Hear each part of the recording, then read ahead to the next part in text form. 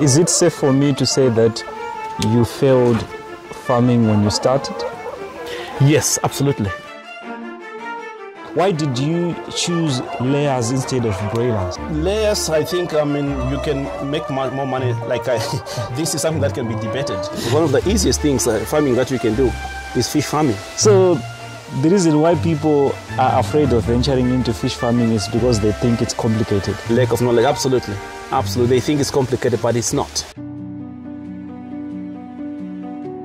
Is it true that the idea of making a lot of money in farming back in Africa pushes a lot of people to start with big numbers? Right, which is wrong in my view. In my view, because you can lose a lot of money when you're planning, when you're hoping to make a lot of money, then you lose a lot of money. Start small.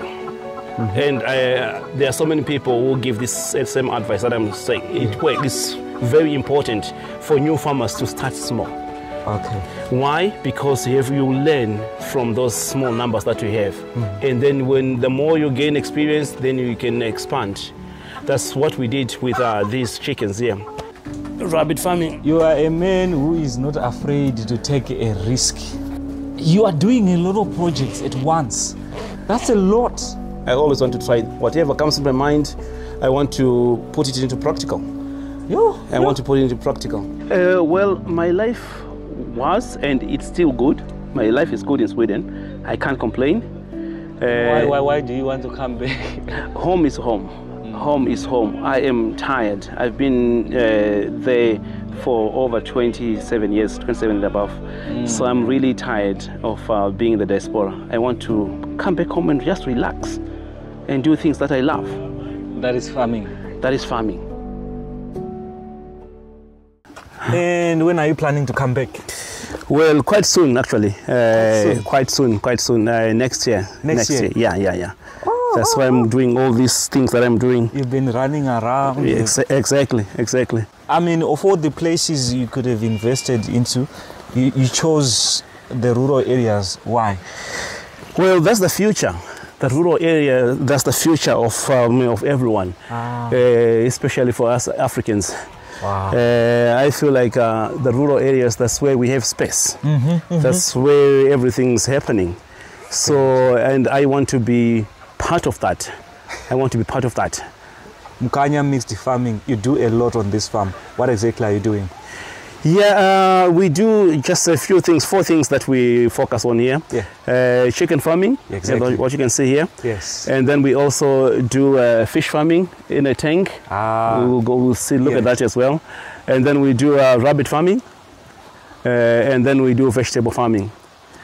But 4 things that we are focusing on at the moment. And I want to know, of all those 4 projects that you're doing, those types of farming, which one pays more? Well, they all do pay well. It all depends on how you look at it. I'll start with fish. Yes. It is capital intensive because it needs some money. Exactly. Because it takes 6 months before you can start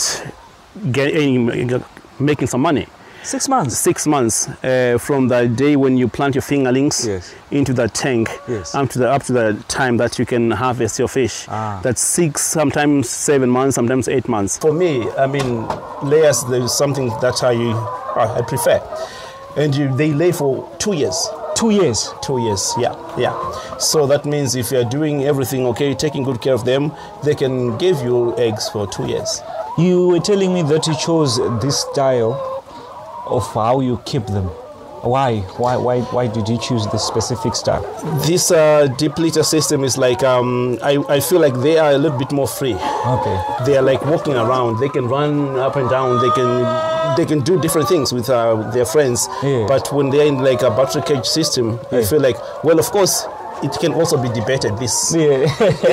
But for me, I prefer a deep litter system because I want them to be free, to feel free. Does it come with the disadvantages? Well, yeah, there are some. Each and everything is advantages and disadvantages. Yes, very true. And one disadvantage is that the eggs, they can be dirty. As you have seen that we're sitting there cleaning the eggs. Exactly. What are the challenges you have faced so far as someone who is not on the ground? Wow. There are quite a number of challenges that I have faced and that I am still facing. But one, it gives me sleepless nights. That's a challenge. It gives a sleepless nights. But well, I do have like people that I trust. Exactly. I do have my guys here. Yes. And I on the phone with them like every day. And then sometimes like video calls. Yeah. Just for me to make sure that things are working okay, the way they should. But of course, I prefer to be on the ground. But I felt like, well, that should not stop me to start because I'm not on the ground.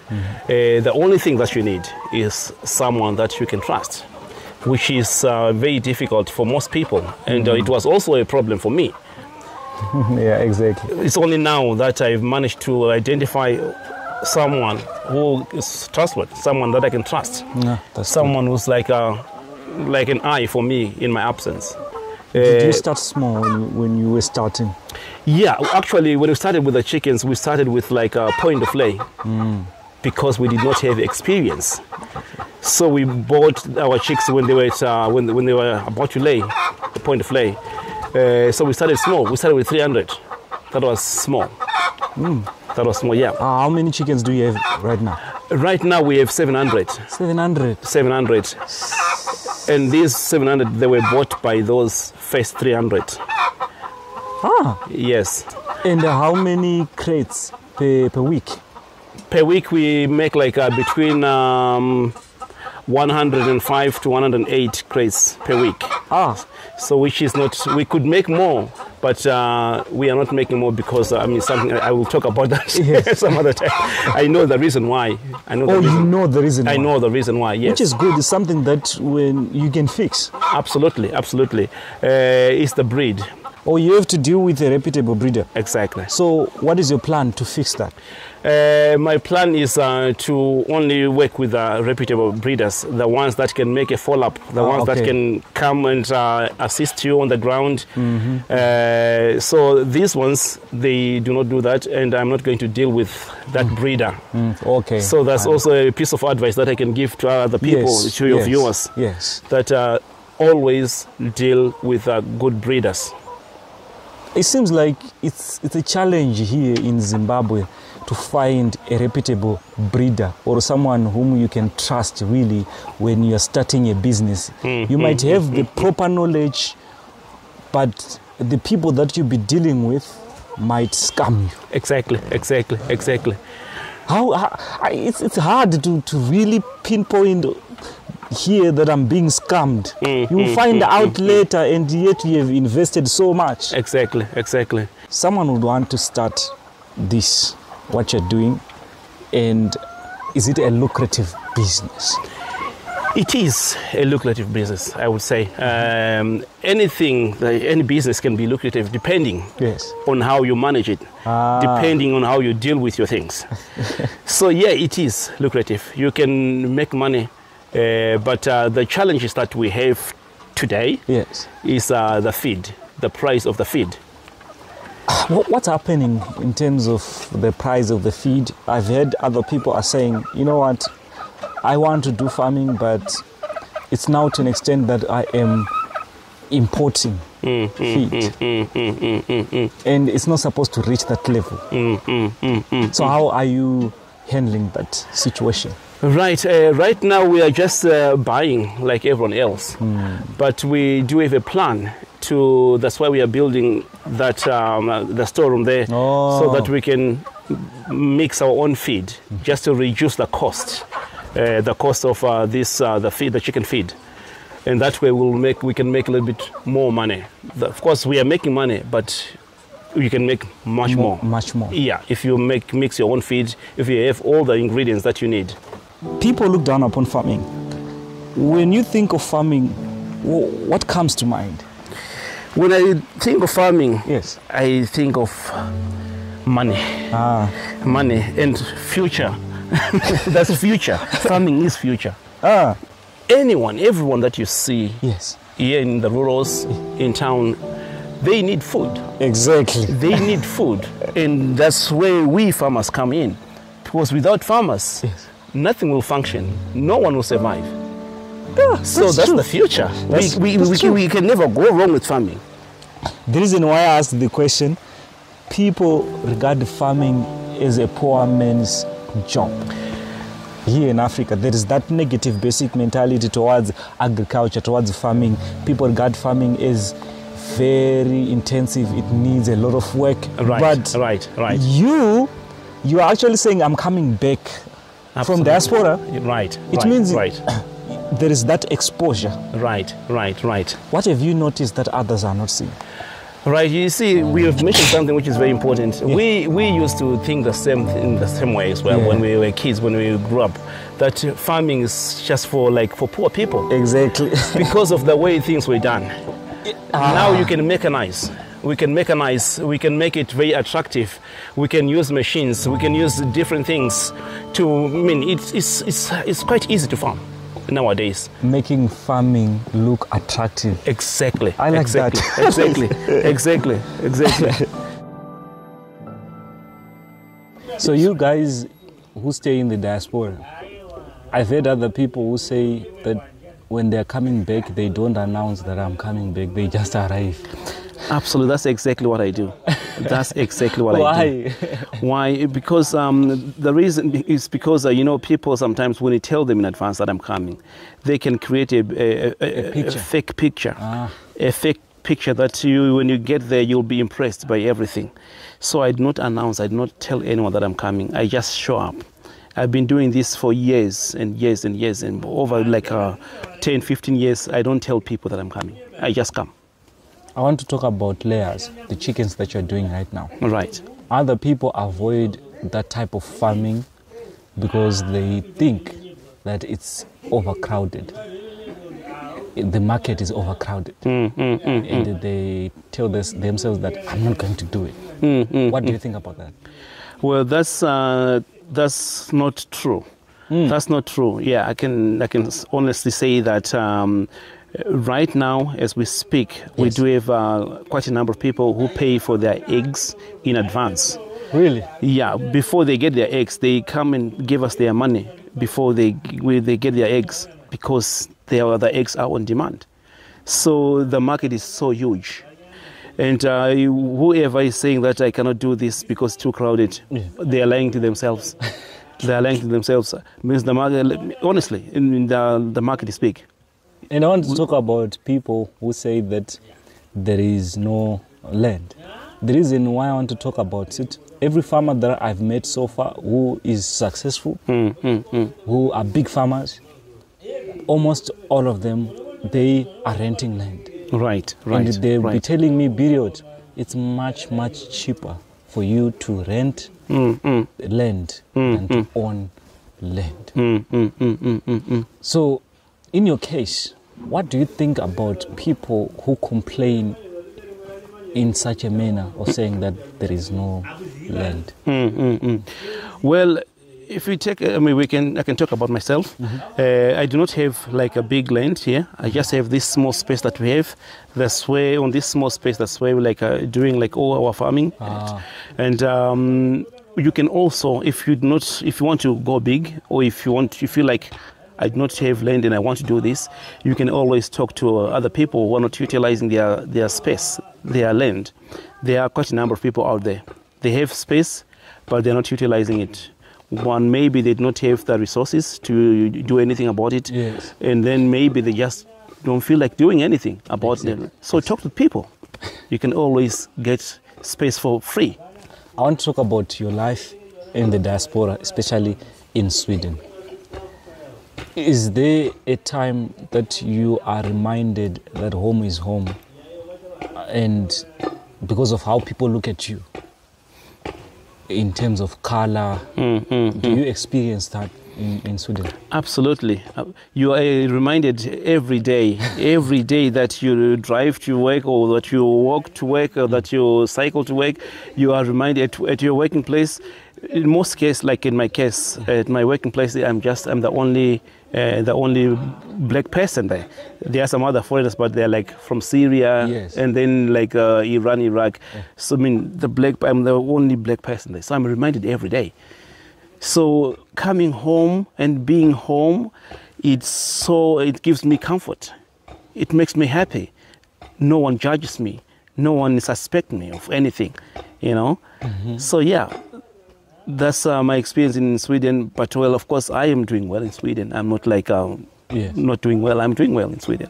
Why is it that here in Africa, when Europeans or anyone who is out of Africa comes in our continent, we don't look down upon them, we don't look at color, we just respect them as they are?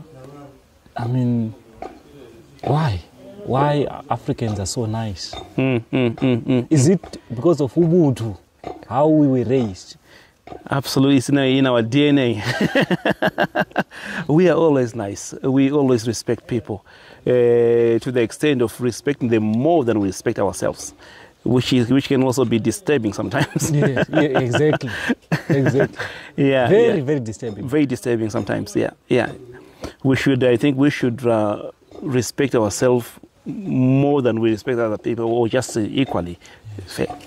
What's your advice to anyone who's watching this video who would want to start a project or do anything here in Africa? My piece of advice to anyone who wants to start something back home is like go for it. Take your time and identify the things that you want to do. What do you love? What do you like? Because it's not just about doing it for the sake of others or just because everyone else is doing it. Exactly. You have to find something that you're passionate about. When you find that, then you can venture into it. So this is rabbit farming? This is rabbit farming. I was in my house in Sweden. Yes. And then I'm always on YouTube. Yeah. So that was like 2021, somewhere there, or 2021, somewhere there. I was watching YouTube, and then there was this Kenyan YouTuber. Yes. She did an interview with one of rabbit farmers here in Zimbabwe. In Zimbabwe. African Tigress, that's the YouTuber. Exactly. That's the YouTuber.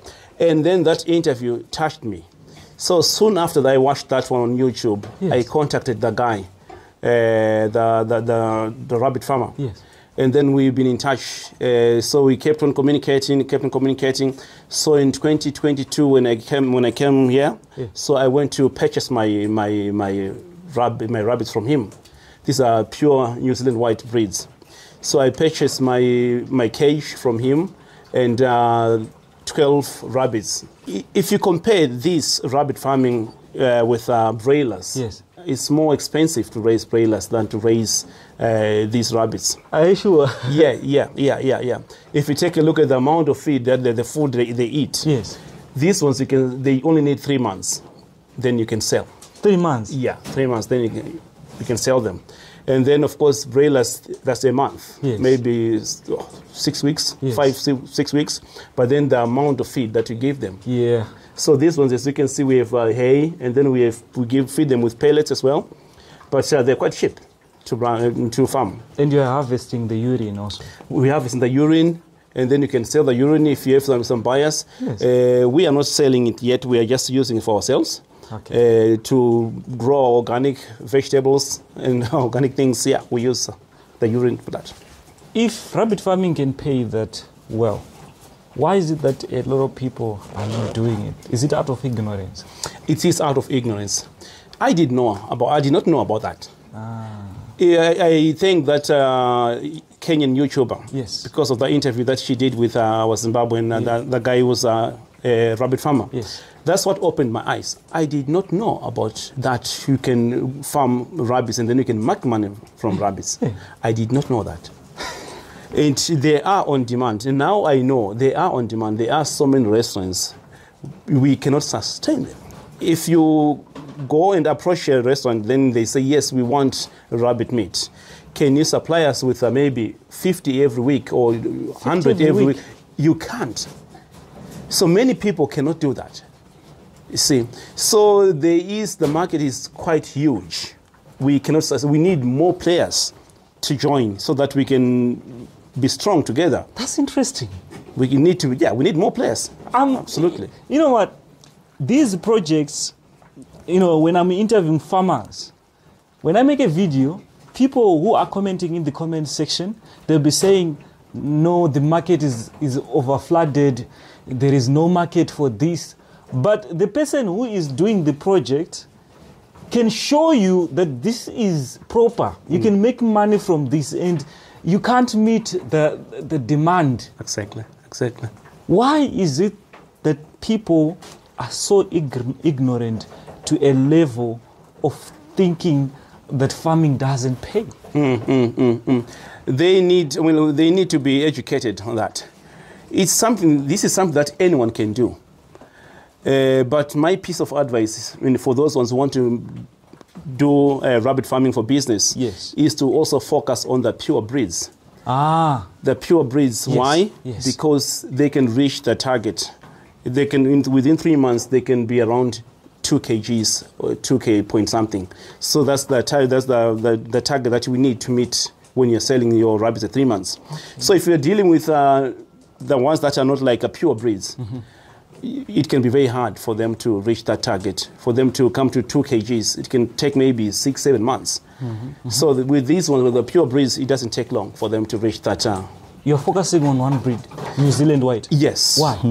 Well, it's because of the meat. The meat they have more meat as compared to other rabbits. So this New Zealand White and then the California White, they have more meat compared to the other ones.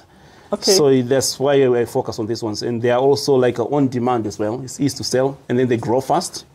So there are two types of farming when it comes to rabbit farming. That is breeding and the meat side. Meat, yeah, exactly. Which one which one pays more? It all depends. I right now what we're doing is like we're farming for meat.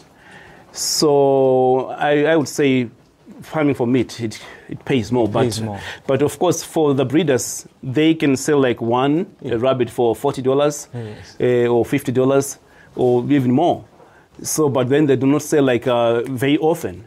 So if you're farming for meat, if I can produce like 1,000 like every month or 500 every month, and then I sell them, then we are talking of big money. So I'm focusing on that, but I can also sell to those ones who want to breed. But what are the challenges you have faced when doing rabbit farming? The challenges it's like some disease sometimes. Sometimes I understand. There are some diseases that you can face, but then of course you learn as you go. And which is why it's very important that you can send your guys to some courses.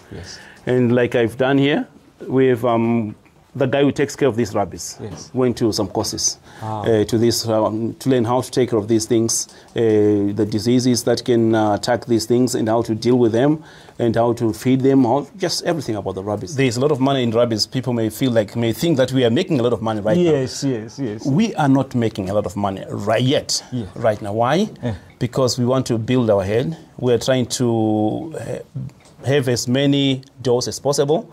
So what we're doing right now is like we keep all the doors that we get here. We do not sell them. We only sell the bucks because we want to have 500 to 1,000 doors. How many do you have right now?